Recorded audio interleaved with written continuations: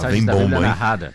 Eita! Pergunta para eles se cessacionistas chegam a ser heresia. Por exemplo, não acreditar na continuidade dos dons espirituais nos dias atuais. Chega a ser heresia? Eita, rapaz, agora esquentou aqui.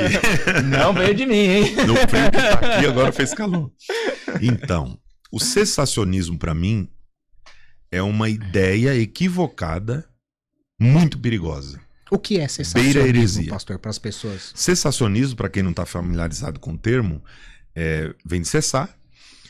A pessoa que acredita que os dons que são manifestos e citados na Escritura não estão mais em vigor como nos dias bíblicos. Uhum. Então eles creem até que os dons existam, mas não que eles atuem, que eles estejam em vigor como no período bíblico, principalmente em Atos dos Apóstolos.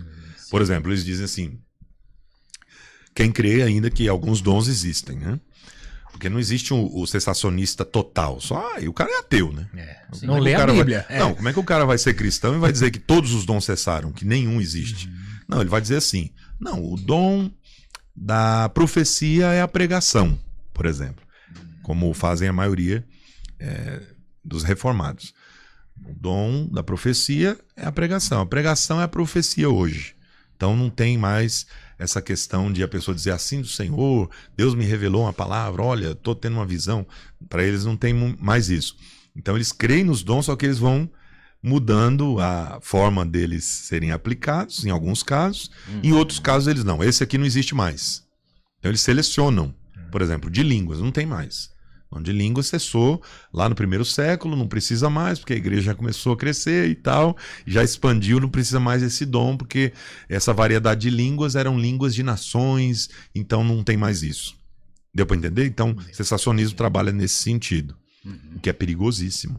Porque em nenhum lugar da Escritura nós vamos encontrar um versículo sequer que diga que os dons cessaram ou que alguns dons cessaram. Todos os dons estão ainda em vigor. Aí alguns questionam, mas se, por exemplo, o dom de cura existe, que são dons de curar, no plural, na Bíblia, lá em 1 Coríntios 12, por que tem gente no hospital? Já vi gente argumentar isso. O que é um argumento extremamente ridículo, com perdão da palavra. Baixo, fraquíssimo. Sim. Se tem pessoa. Então quer dizer que na época de Jesus todo mundo foi curado? Na época de Paulo todo mundo foi curado? Sim. Os dons estavam em vigor. Sim. E tinha gente doente. E agora? É uma comparação bem tosca que eu já vi que nem uma vez. Tosca no sentido assim, o que você tá falando, que eu vi uma vez o cara falando. Eu não acredito em Deus. O cara era um barbeiro, eu não acredito em Deus. Ele falou assim: então por que existe gente com barba? Você não é barbeiro? Você não faz a barba? É bem isso, tipo assim, bem tosca, né? Não tem lógica. A premissa é equivocada. Então a conclusão também será. Então se os dons de cura ainda estão em vigor, tem que entrar no hospital e curar todo mundo. Não, mas não é assim que funciona. Nunca foi assim. Nunca foi. Ter o dom de curar não significa que todos serão curados por mim. Significa que quando Deus quiser, ele vai se utilizar desse dom, através da minha vida, para curar alguém. Eu já orei por pessoas que foram curadas instantaneamente. Já orei por pessoas que estavam enfermas e não foram curadas. E aí? Quem cura sou eu ou é Deus? É Deus. É Deus. Então, já vi milagres acontecendo extraordinariamente na minha frente, assim. Mas já vi ocasiões de orar por alguém e essa pessoa não ser curada. E continuar assim, e a pessoa às vezes morrer com enfermidade, porque a vontade de Deus é soberana. Mas quando ele quer curar, ele cura. E ele sabe o que é melhor. A vontade dele é perfeita, ainda que eu não entenda. Às vezes ainda Deus quer ir lá em cima logo. Aparentemente logo, Então os dons, eles, para os cessacionistas, e o que acabou com as igrejas na Europa, a gente costuma dizer que foi o liberalismo teológico, que acabou com as igrejas, tiraram o sobrenatural, mas começou com o cessacionismo. Então a pior coisa que pode acontecer com uma igreja no âmbito espiritual é o cessacionismo adentrar, porque aí as pessoas vão desacreditar do que está escrito. Por isso que o pentecostal é diferente, a teologia pentecostal é diferente, porque o pentecostal lê em Atos dos Apóstolos, capítulo 2, derramamento do Espírito Santo, falaram em línguas, profetizaram e tal, aquela coisa, você diz, Isso aconteceu naquele período, mas continua acontecendo hoje. O cessacionista vai dizer, aconteceu, mas não acontece mais. Essa é a grande diferença.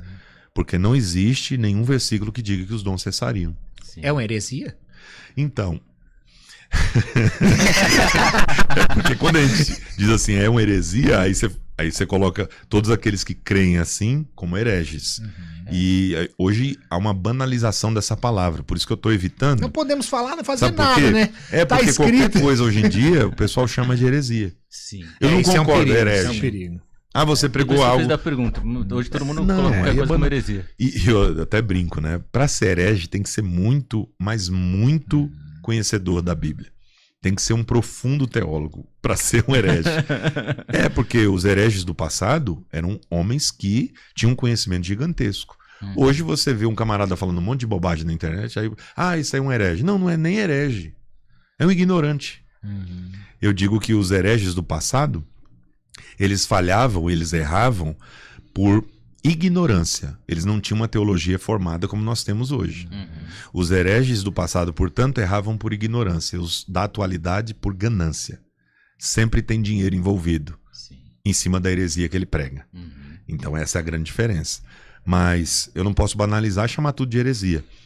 Mas o cessacionismo é perigosíssimo e por não existir nenhum texto bíblico que, pelo menos, sugira que os dons iriam cessar, para mim é uma heresia. Pastor, e você está falando dos dons que não existem textos. Para você, existem textos que falam sobre o fim de profetas, apóstolos, essas coisas? Então, quando Jesus fala que o João Batista foi o último dos profetas, está dizendo o seguinte, o último dos profetas da antiga aliança, aos moldes da antiga aliança. Porque lembrem, Jesus e João Batista viveram sob o Antigo Testamento. Sim. O pessoal não consegue às vezes fazer essa diferenciação. Mas como assim? Jesus está no Novo Testamento, professor? Como que ele viveu no Antigo? Ele foi. Na antiga aliança. Testamento é aliança, é pacto. O Novo Testamento, estritamente falando, começa quando Jesus morre na cruz. Aí é o pacto no Novo Testamento, ou seja, no meu sangue. Então, o sangue de Jesus que trouxe a nova aliança. Então, até a morte de Cristo, nós estamos falando de Antigo Testamento. Então, João Batista estava no Antigo Testamento, Jesus estava no Antigo Testamento, até a sua morte e ressurreição. Aí, depois disso, sim, é graça, período da graça. Para quem é dispensacionalista como eu, é a dispensação da graça, a dispensação da igreja. Mas, pastor, existe profeta hoje ou dons Então, profeta que a gente chama hoje é aquele que age sob o dom da profecia. Entendi. Para ficar mais simples. Não é um profeta como antigamente. Não é o profeta aos moldes do Antigo Testamento. Entendi. O último profeta... O profeta do Antigo Testamento dizia assim diz o Senhor. Do Novo Testamento ninguém fala assim.